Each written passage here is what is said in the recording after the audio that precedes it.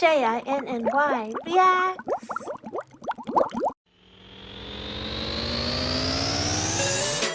Today is day 2 of Tokyo and, well, Shinjuku, and I'm heading off to Shibuya, so let's go.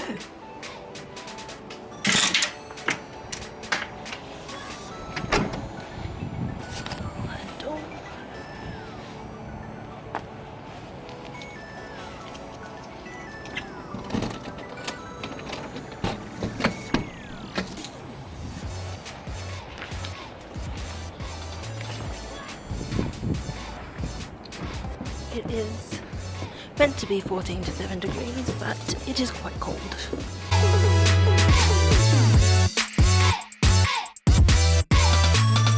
Japan seems to be really big on bikes. There's a lot of bikes around here, a lot of bike parking.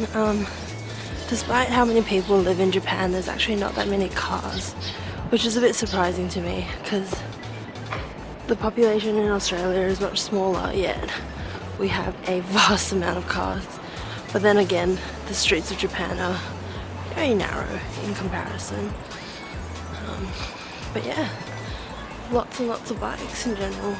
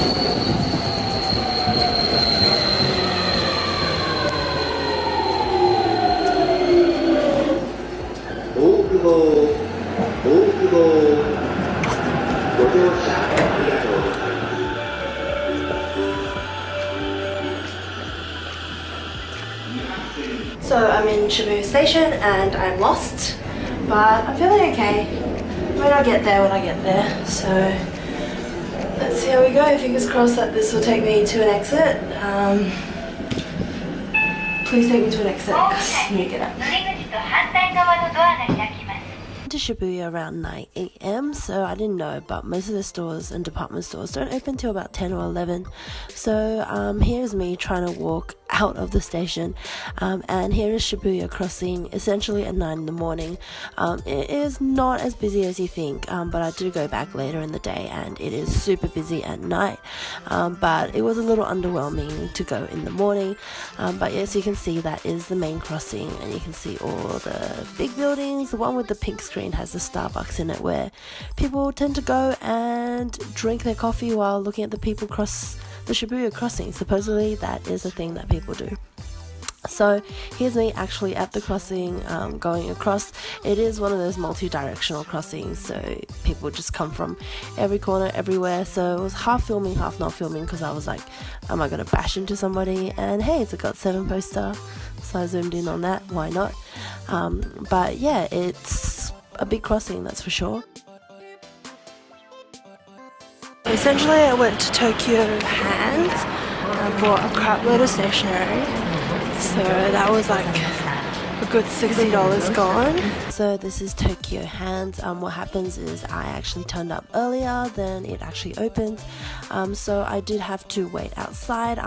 Nobody really lines up here in their department stores, but in Japan they do. They had quite a few people lining up outside here, and Tokyo Hands just sells a lot of random kind of stationery, craft stuff, makeup and things like that, and everything is stepped. And look, they've got a calorie counter on the side of all their steps. I thought that was really fun because every level you went, it was kind of like encouraging you that you were doing well. This is a sneak peek of the beauty section. It was a whole level of just like cosmetic stuff, and yeah, that's what the rest of the store was like. Each level was a different sort of thing, although they had like a B1, like 3A, 3B sort of thing, so they were like half levels almost.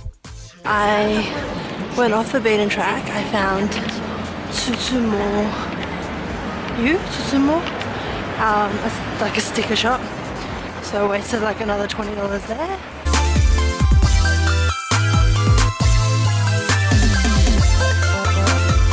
So sorry if the camera works a bit shaky here. I got super excited about stickers, but as you can tell, this store is just decked out in stickers. There were 3D stickers, there were glow-in-the-dark stickers, there were stickers for special occasions. It was just so many stickers. I can't even explain to you how many stickers there were.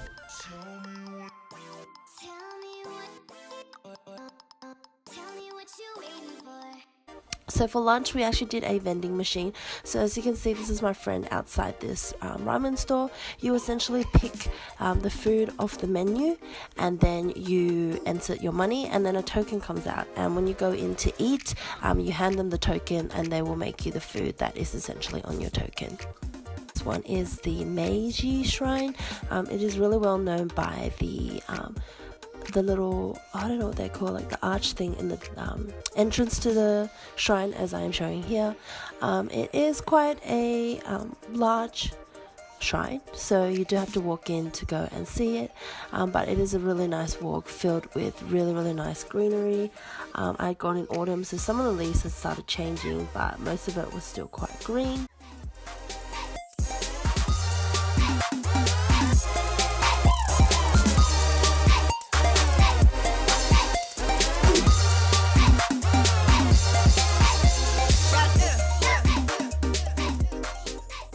So one of the things that I really enjoyed on this walk was seeing all these sake barrels. They were so colourful and just really individually decorated. And also on the other side there were actual wine barrels, so it was like sake barrels on one side and then the wine barrels on the other. So here we are entering into the shrine. There are some customs and traditions about going into the shrine. I will talk about them later, but I didn't end up filming the hand washing. I do film it at another shrine that I go to. So the afternoon was spent in a cat cafe. This was probably one of the most exciting things that I did that day. There were so many cats and each of them had such individual personalities. I think it was about 2,500 yen, I want to say. No, that's like not, no, 25. Oh, I can't remember how much it was. It was roughly like 20 Australian dollars. That's for like an hour of play. You could pay more for feeding them and stuff like that, but essentially you go in, you take off your shoes, you put them in a locker, you get a drink as part of your deal, and then you go in and pet your kitties.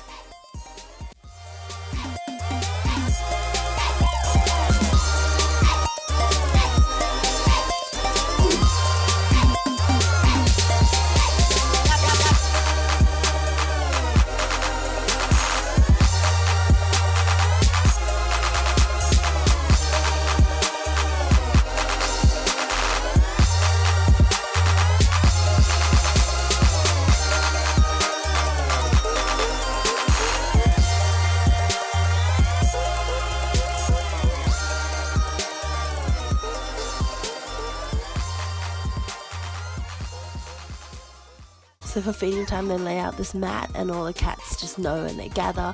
The girls wearing the aprons are the ones who pay to feed them, and they have a bowl of treats and the cats kind of just congregate and eat.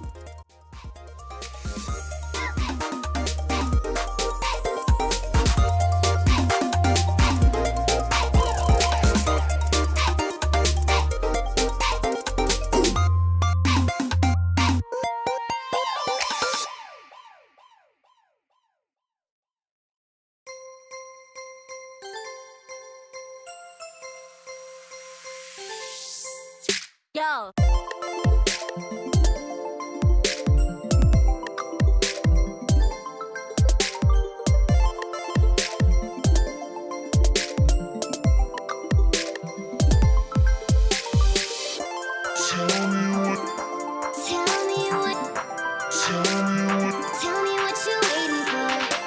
is where the Cat Cafe was that I went to. It was right across the station from Harajuku. So I spent the rest of the night walking around the back streets of Harajuku. Tell me what you waiting for. Tell me what you waiting for. Made it to the back of Harajuku, and Sam has already left me, but I should be okay. I am looking for specific back shops, which I can't find at the moment.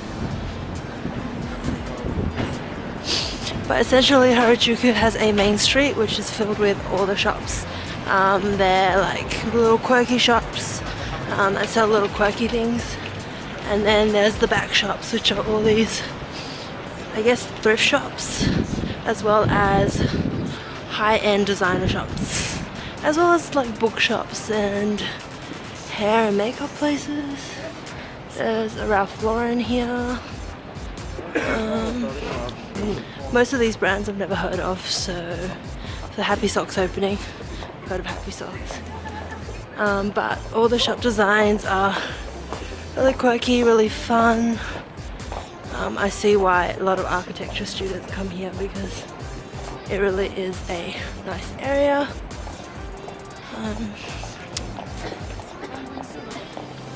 So yeah.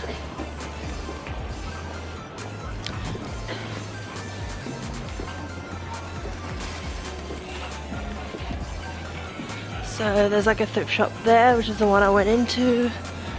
There's all these shops here. Oh, this is a jewelry one. Let's look at this one. It was basically a custom jewelry store where you go in and you get to pick your chains and your charms, and then they'll make it for you on the spot, which is pretty fancy, except you have to pay a hefty price for it if you don't spend over 5,000 yen, which is essentially a bit more than 50 Australian dollars, and I do not have that money to spend here, so I skipped out on that one. But that's another, it's like a 2-story thrift shop, 3 stories maybe, has a basement to it. Might go through here. So for my first night out, it's pretty safe so far. Obviously a lot of bike parkings. Like I said, bike is like the main transport. I mean, these shop designs are seriously so nice. Oh, there's a nice bike. So I ended up wandering into this Tokyo Plaza, and right at the top story was this, I don't even know how to describe it. It was enchanting. It was absolutely beautiful. It was the rooftop, and it had these trees, and they were all really, really nicely lit up. And it overlooked some of the other areas of Harajuku, and it was seriously so pretty. I just, when I saw it, I was like, wow. Mostly I just went to a lot of thrift shops, but unlike the thrift shops in Australia, these guys were pretty legit. Like, some of the stuff there, I was like, whoa, it's got history with it. But it is on the pricier side. I did, however, pick up like a kimono jacket thing, which you can wear loosely, as like the, you know how it's like in now, the kimono sort of style jackets. So I bought one of them. I bought an old Adidas shirt, which I thought was like a steal for 12 bucks. And I really like that. I really like their Adidas stuff. And the highlight of the day is I went and took some, what's it called, parikura? I can't remember. Sticker photos. Yeah, they definitely stretched out my legs, because I do not look like that, nor does my face look that smooth and crazy. But there was no solo option, so I just took it as a couple shot, except I took up the whole frame, as you can tell. There is nobody else. It's just me. Yeah, I know I got my posing on, didn't I? I think I have to, like, this one's probably my favorite, or the one where I'm blowing kisses. hair. Yes. I don't mind them. It's fake, but not that bad. So that sent me back like $4, which is so much cheaper than in Australia. I think it's like 10-11 bucks in Australia, which would be so much more here. So I might actually go back and get more. The early stuff's up today. I haven't done anything else in terms of that. Tomorrow's another big day. I'm going to Imperial Palace, so I will try and vlog that. Oh yeah, that's right, I went to a shrine today. And I was happy that Sam came with me because she taught me some of the traditions, one of which you'll see is the washing of the hands. It's like a ritual, you have to do it kind of to go into the temple.